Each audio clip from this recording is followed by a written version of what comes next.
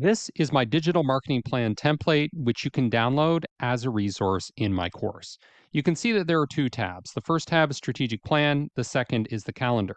It is very difficult to combine strategic planning with execution. So that's why I have a separate tab focused purely on execution, whereas this is more about planning and trying to figure out what the goal of the various content you're creating is.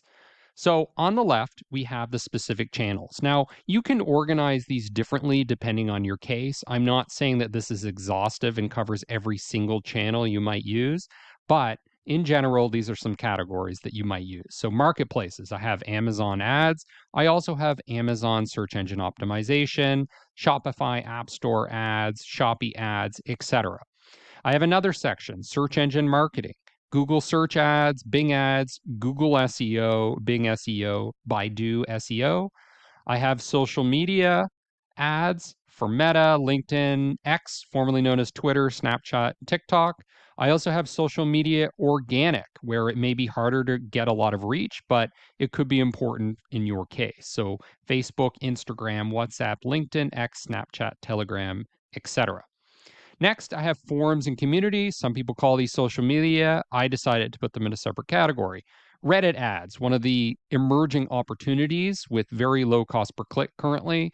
Quora ads, Reddit organic, Quora organic, and other forums that may be specific to your industry. Now we have email. I've broken this up into two different categories. There's cold email outreach, which tends to be one on one conversations and is done with programs such as Lemlist. And then we have standard email, which tends to be a message from your company to a lot of people rather than one on one conversations. And you typically use more commonly known programs such as MailChimp for this. Now I have a section called PR and influencers. Now, typically, influencers are going to have credence on different channels. So, for example, websites or social media or podcasts or YouTube. So, just make sure that you're covering the full gamut there. In some cases, they're going to be authors of books on Amazon. Now, the reason I haven't broken them up by channel is because influencers often have influence in various channels. So, trying to do it by individual channels for each is going to make it a mess. So, I just have one category, PR and influencers. Next, we have digital events. These could be summits or major webinars in your industry. I've also decided to cluster YouTube and podcasts together. A lot of podcasts are basically on YouTube with video, and you kind of have this multimedia experience that's similar to radio and television. I have YouTube ads, YouTube organic, which is basically search engine optimization, Spotify ads, Spotify organic, and maybe you're going to be on other podcast channels as well. I have partners and affiliates. This is going to be very important as you start to scale up and get larger. You want to partner with whatever the major companies are that your target customers are already associated with and start to disseminate your message through them. Next, I have the own channels, which are your website and your app. Live chat is very important. Chatbots.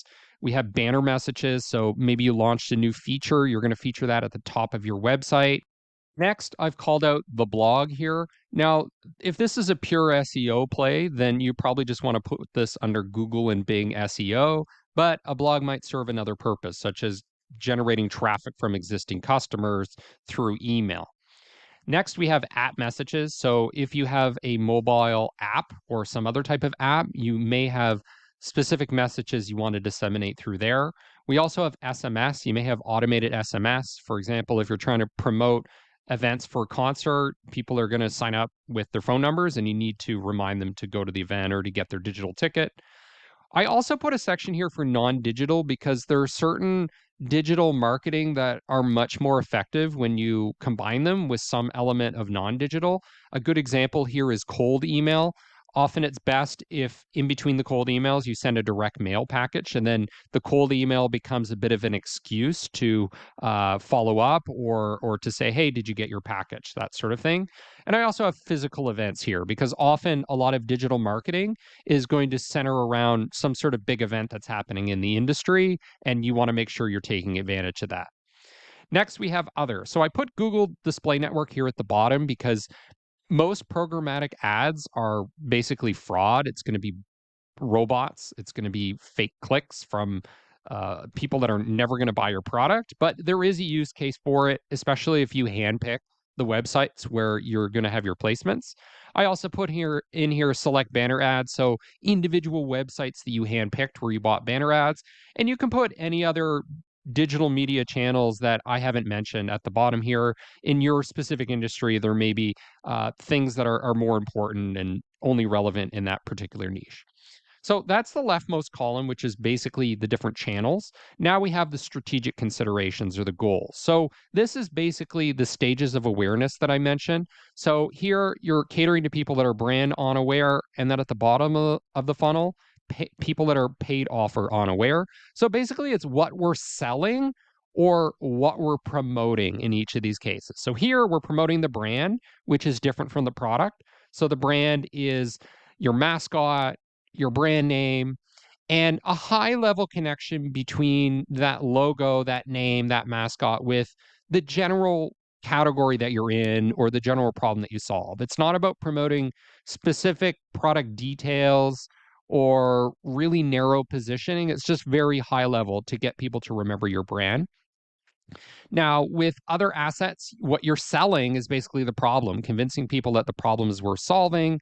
Sometimes you're trying to convince people to go with your product category, particularly relevant if you're in tech and you're in a new category. So let's say you were one of the first chatbots. Well, it's not really about convincing people to buy your specific product. It's more about getting people just to consider chatbots at all. Next, promoting your specific product. Almost every company is going to be doing this, trying to get them to buy your specific product because it's highly reviewed. It meets all the key criteria that people need with that product compatibility. Next, promoting your free offer, which might be a demo, a consultation, a free trial if you're doing product led growth. And next is your paid offer. So getting people into the subscription, into buying at a discount, into your holiday special, whatever it might be.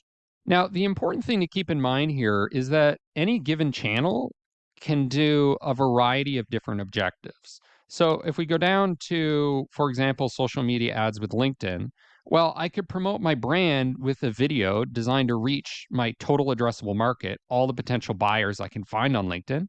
But I could also use LinkedIn to promote my specific product.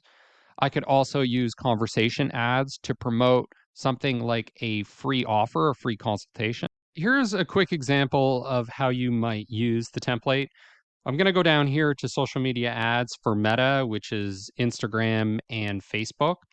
Here for promoting the brand, or in other words, catering to people that are brand unaware, I have a creative video ad for maximum reach to reach as many people as possible. I also have some image ads for Dekker the marketer. And again, I'm going for maximum reach because that's typically what you're doing with long-term brand marketing. Now, for the problem, I'm going to promote an article in HBR, some research that got published by Harvard, and I'm going to use that as a way to sell the problem. For category awareness, I'm not going to do anything in this case because I think other channels may be better. And for promoting the product, I'm going to use image ads and I'm going to create a roster of image ads, each focusing or promoting a different feature or benefit. So the positioning of each image ad is going to be different. And for promoting the free offer, I'm going to use a lead generation campaign to get people to sign up for a free demo. And for the paid offer, I'm going to have a carousel ad promoting different options on each card, and in some cases, maybe different products. And I'm also going to use messenger inbox ads that promote a limited time offer. Now, another thing I want to point out, particularly if you're working in a small business, is you're not going to do everything. So, for example, with software companies, I often recommend that they just start with LinkedIn because there's very little upfront investment and you can get your targeting correct right away. Now, as you get bigger, you're going to have to expand to, for example, Facebook ads because the reach is going to be higher and the frequency will be higher because people log into Facebook more.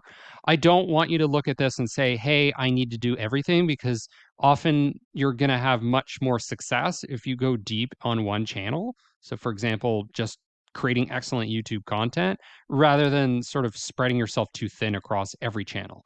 This is more of what you would put together if you're trying to scale up and maybe you're at a mid-size or large company.